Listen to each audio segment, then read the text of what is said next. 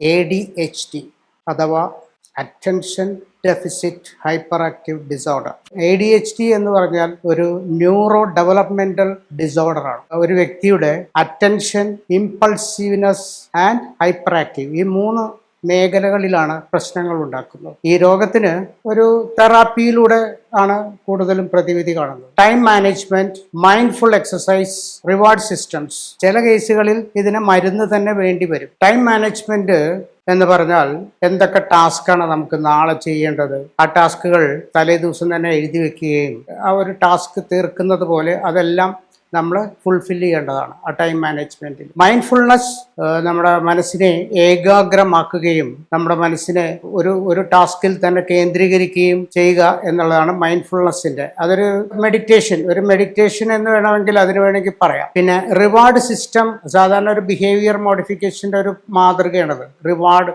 And punishment. ഇപ്പൊ എന്തെങ്കിലും ചെയ്യുന്ന പണിഷ്മെന്റ് േക്കാൾ ബെറ്റർ ആണ് റിവാർഡ്. ഇപ്പോൾ ഒരു കുട്ടിയോട് ഒരു കാര്യം പറഞ്ഞ് ആ കുട്ടി അത് ചെയ്യുകയാണെങ്കിൽ ആ കുട്ടിക്ക് ഒരു റിവാർഡ് കൊടുക്കുക. അപ്പോൾ ആ കുട്ടി അത് തന്നെ ചെയ്യാൻ പ്രേരിതനാകും പിന്നീട്. അല്ലെങ്കിൽ ആ കുട്ടിക്ക് ഒരു പ്രോത്സാഹനമായിരിക്കും, ഒരു മോട്ടിവേഷനാണ്.